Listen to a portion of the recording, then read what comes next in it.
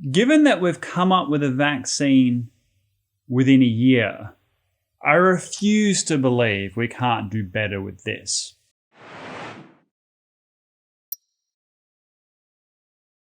Hello, welcome to Dangerous Policy, a channel aimed at intelligent people wanting to discuss important issues facing life and society.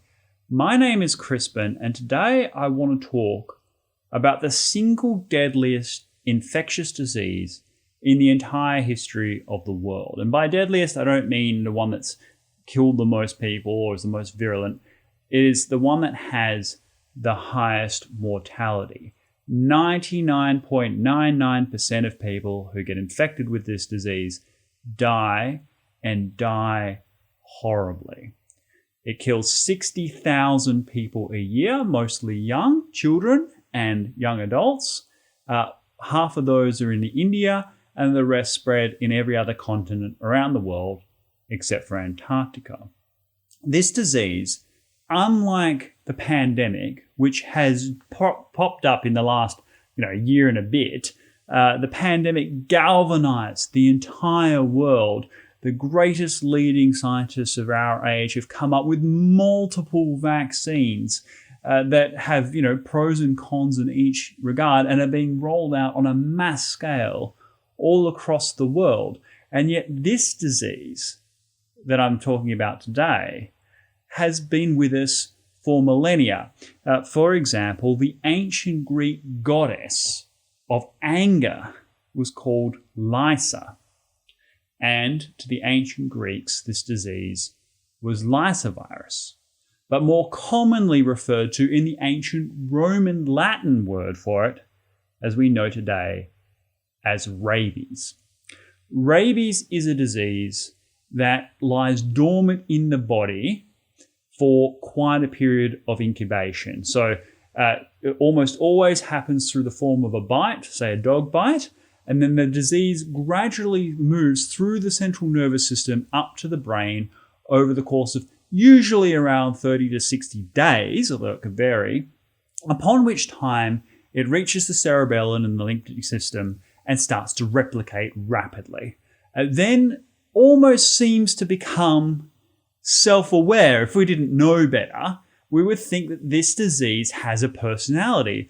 And it is absolutely the case. The entire zombie myth comes from this illness, where someone is bitten, they gradually turn into a zombie and then seek to create other zombies like themselves. Well, the same sort of thing happens with rabies. You develop symptoms. These symptoms start off as like flu-like, a sense of malaise, very hard to diagnose as rabies in the first instance, often because it's a long time since they've had an animal bite. But once the symptoms do emerge, there is absolutely nothing that can be done. What happens is the person starts to lose control over their own mind. And then once it's replicated significantly in the brain, it spreads again outward to the saliva ducts, the saliva glands, massively producing saliva as if the disease knows it's a parasite and needs to escape, escaping through the saliva. It then turns up the person's aggression, confusion, anger, in order to try and get them to bite other people so it can then spread. So not only is saliva massively produced, people develop what's called hydrophobia, a terror of all water and liquids. Why? Because the disease seems to know that washing back saliva drastically reduces the rate of contagion. So it takes over those parts of the brain that control fear and anxiety. And if you hand someone with rabies a glass of water, they will recoil in terror. Also, the disease makes it incredibly painful to swallow by tautening the muscles around the neck so that you don't swallow liquid and get rid of the saliva that would otherwise help the spread of the disease. It's an extraordinarily eerie kind of illness. And during the course of a horrible, unbelievable set of convulsions, body spasms, various other things I prefer not to describe, eventually the person will perish from cardiac arrest after days of agony and horror. It is one of the single worst ways to go that anyone can possibly imagine. And the thing is, we actually do have a vaccine. It takes a few doses, and the problem is it's incredibly expensive. Very few people in these poorest areas of the world have access to it. And then many people will get it like an animal bite, will clean it up as best they can and just go about their day hoping that everything will be okay, because they're from places of enormous deprivation and poverty. Even in places of relative wealth, the rabies virus can affect. It's not common knowledge that whether or not, an animal happens to be rabid. And then on top of that, the chance of survival is zero. The common adage is that, if you have rabies and are showing symptoms, you will die. If you do not die, you do not have rabies. That's the kind of the way it's phrased. In fact, in the entire history of the world, fewer than 20 people have managed to survive after showing symptoms. In basically every one of those cases, they'd actually received at least one vaccination dosage beforehand, so they already had some antibodies in their system. And survival does not mean recovery. In all but one case in all of recorded history, one that kills 60,000 people a year, in all but one case, those that did survive, of the fewer than 20 that are recorded cases, had severe brain damage for the rest of their lives. There is one girl, teenager in North America, who was placed into a artificial coma by doctors after showing signs of rabies. She was kept in that coma for 2 months with a view that perhaps her natural immune system would be able to build up antibodies before she went into cardiac arrest, and they could bring her out of that coma in order to get her to survive. This treatment became known as the Milwaukee Protocol. She survived over the course of several months of intensive rehabilitation and treatment. She gradually regained all of her mental faculties and went on to complete college and is alive today. Well, that Milwaukee Protocol was attempted again more than 20 other times in various parts of the world in various different ways, and with horrendous results each time, just prolonged misery and death, enormously destructive and expensive and unethical, and has since been abandoned as a therapeutic. It's now been assumed that she just had a very weak strain of the virus and by some miracle lucked out and survived. But she's the sole case of someone that has made a near perfect recovery. Everybody else passes away. And this is something that we can absolutely prevent. If you actually get bitten by a rabid animal, let's say a dog or a bat, as long as you get the full course of the vaccine and some injections of antibodies and things like that as well, you will absolutely survive. As long as this all happens before the onset of symptoms, before the disease reaches the brain, the body will find and destroy this virus perfectly. And yet we still are faced with tens of thousands of deaths per year. Now, if we can deal with the pandemic, which had cropped up within a space of a year, surely we should be able to come up with more vaccines that are cheaper, easier, perhaps a single dosage, one that's much easier to distribute to every child on the face of the planet, something that can easily be done to every canine. 90% of all infections in humans come from dog bites, so absolutely we could do this to all animals. Surely we can come up with a cheaper vaccine than what we have. Currently, you get, I think, 3 shots of the vaccine, several weeks apart.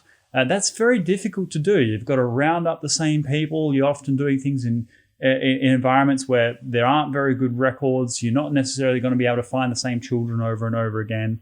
And the vaccine itself is prohibitively expensive for a lot of these poor communities and poor countries, right? I've gone through the vaccine process and it was expensive for me. It's not a cheap therapeutic. We need to find a better way to do this. Now, if we can come up with 4, 5, 6 different COVID vaccines, we absolutely can do better with this. And the problem is there just hasn't been any money in it, right? There isn't enough money for major drug companies to save the poor, right? People need to be able to create a therapeutic, create a vaccine that is going to result in a payoff that justifies the risk of research and investment. It's a long process for drug companies to decide that they're going to pursue some kind of investment in a therapeutic or a vaccine, with all the enormous risk that nothing comes of it at all the clinical trials you have to go through once you've got something to even know if it's effective, let alone safe, and then getting all the approvals necessary to put that on the market. That's a long, expensive process that every dollar you put into coming up with a new rabies vaccine is a dollar that isn't going into, coming up with a cosmetic or something like that is cheaper, safer, and has a much higher rate of financial return. So this video is really aimed for the exceptionally wealthy. I want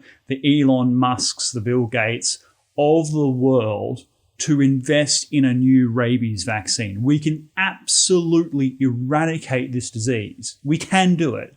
A disease that has been a bane for thousands of years, that we still use the original words to describe.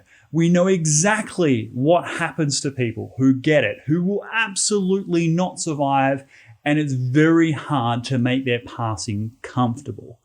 And yet the vast majority of people who are affected are like under the age of 20. This is a disaster. And because it's endemic, because it's not some new plague that's disrupting everyday life, because it's happening in places where people are very poor, it's not something that the rest of the world has woken up to. The rate of rabies deaths in the first kind of affluent world is extremely low. I think Australia had 1 rabies death in the last year. I think a similar number in Canada. So it's rare in the West. But it's not rare in the subcontinent. It's not rare in Africa. It's not rare in South America. And the fact that we have a treatment, this isn't like Ebola, this isn't something where we don't have all the controls. We can eradicate rabies. We absolutely must. So I will leave links in the description below as to places and resources you can go, who advocacy groups. Do consider donating yourself.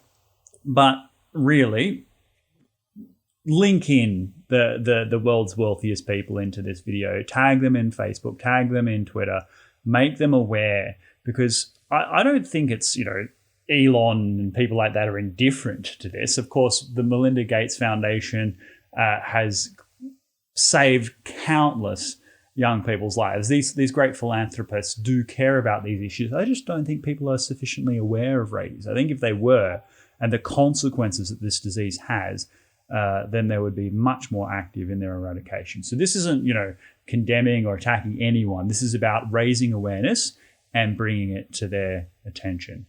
So hopefully this will kind of awaken you to this terrible disease. I strongly recommend, don't go looking up videos of this illness. It's really hard to watch. But let me know what you think. Do you think there are other diseases that are more deserving? I mean, we have a world economy with unlimited wants, with limited resources. Should these resources be going into a different area? Do you think that what I'm saying is a pipe dream? That's just too difficult to eradicate a disease like that, given that the illness will continue to live on in the animal world and be able to jump from animals to humans in perpetuity? Is it something that is even possible to truly attempt? Let me know your own thoughts.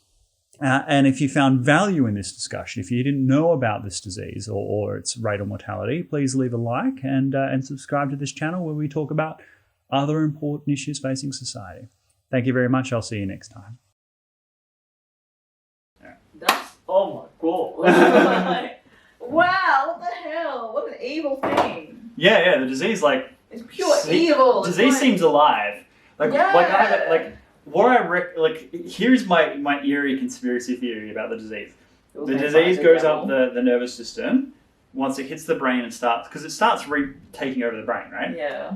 It develops a kind of self-awareness that realizes it's a parasite and it's like, oh shit, now I have to escape before I kill